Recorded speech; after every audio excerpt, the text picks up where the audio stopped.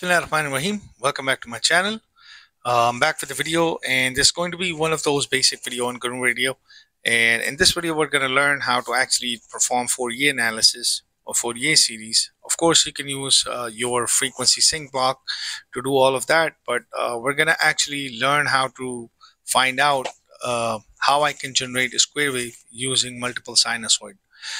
So this is probably one of the most famous diagram that you might see in your textbooks, that if you want to generate a square wave, and according to Fourier, if you start adding up these sinusoidal waves together, and if you add them infinitely, you will get this pure square wave or rectangular wave. So this is what we're trying to do in this particular video. We're going to learn how to actually add all of these waves up and come up with this beautiful square wave that we normally find in our signaling systems or in communication textbooks. So let's do that. So in order for me to do that, so by just looking at this diagram, I need to take a fundamental sinusoid and I need to start adding them up together. And how many of these I need? Infinite. But we're going to use at least 13 of these things, 13 different harmonics, even things, to add them up. Odd ones to add them up. So that's why I need my GNU Radio. Now, if you were to look at this GNU Radio flow graph, it's quite simple. Let me just zoom out from here. You have a bunch of these sinusoidal waves. They're going into an adder block, and the output is coming out, and we're visualizing this in our time sync block, in our frequency sync block, and also in waterfall sync block. That's what we're trying to do. And also in this flow graph, so the flow graph is quite simple. Taking a bunch of these sinusoidal wave, adding them up. Throttle block I need because I don't have physical hardware connected, and visualizing it in time sync, waterfall, and also in frequency sync, but I'm also using my square wave as a reference. So this square wave is all, I'm using that as a reference, so we can see the replication, the process, that of course these sinusoidal waves are getting close to becoming this square wave, just like in this diagram. So we're going to have this a stationary square wave, and we're going to start adding these up. So we're exactly trying to replicate this picture that you normally find in our textbooks, that in any textbook. So the first thing is I'm taking a bunch of these signals. So let's look at the property. Of course, you got to have a sample rate. I have a sinusoidal wave. I have a variable frequency block, and that is being controlled by this. So I have 1 kilohertz of frequency going in. Of course, this thing has an amplitude. So you have 1 kilohertz, you have 3 kilohertz. If you were to look at it, 3 times f, which means 1 kilohertz times 3 is give me 3 kilohertz. And we're just basically adding up these odd harmonics. So you have up to 5 kilohertz, 7 kilohertz, 9 kilohertz, 11 kilohertz, and 13 kilohertz. That's it. Now, each of these blocks are being controlled by a multiply constant block. What this multiply constant block is doing, I'll explain that also when I run the simulation as well, but I'll just explain it now briefly so you would know. Every time when you take a Fourier series, it's going to be 1/3 of that amplitude. So that's why if you were to look at it, this thing is being divided by 1 divided by 3. All right. And if you were to look at this, the fifth harmonic, this is going to be 1 divided by 5 times whatever the value coming in from these sliders. So the default value is actually going to be 0. If you were to look at this, the default value is actually 0. What that basically means, that don't show anything unless and until I press this checkbox button, and then it will show.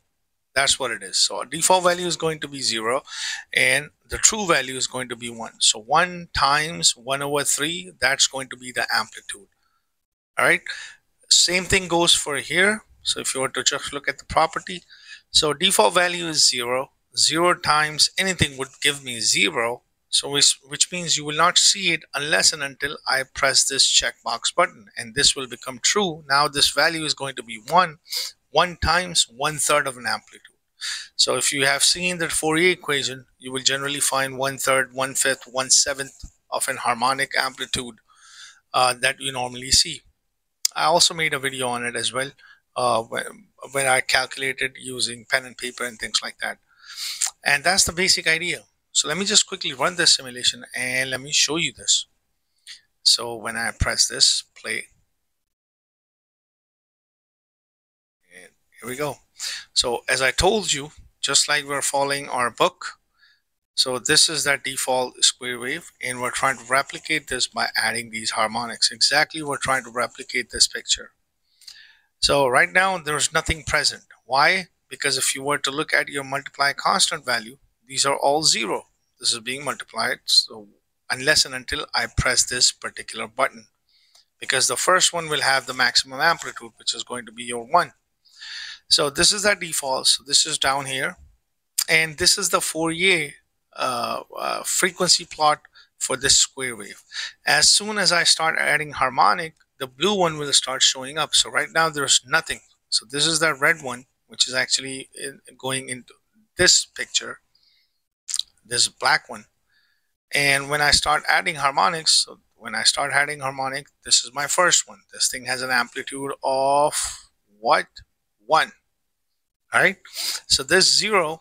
Now when I start adding third harmonic, as you can see that this is start highlighting as well. So let me just simply go here and zoom in on it. The red one is actually the actual one, this red one, and we start adding up these harmonics and you start seeing better in time domain.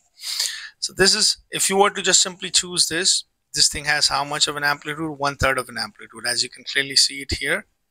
So 1/3 of an amplitude, 0.313. This is the amplitude, 1/3 of an amplitude.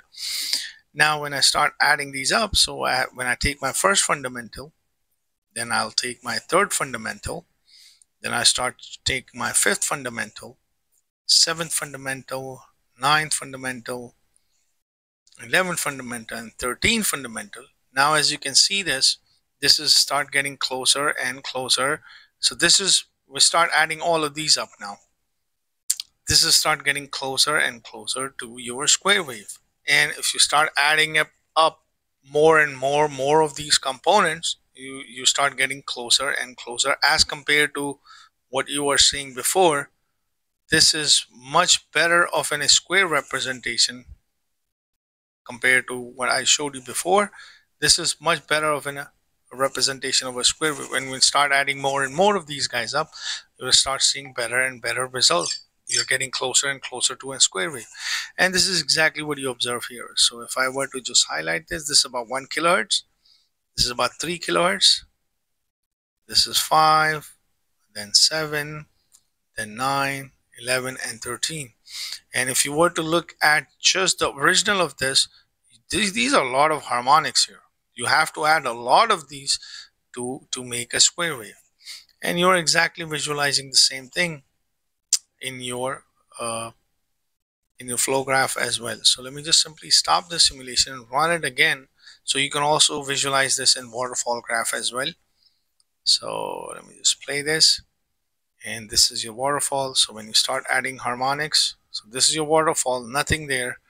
Let's introduce our first component, then third, then fifth, then 7, 9, 11, and 13.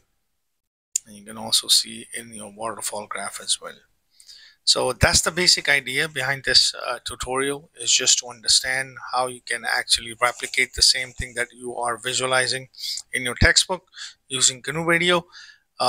Brief tutorial. If you have any questions, leave it in the comment section, and please don't forget to like and subscribe to my channel, and thanks for watching.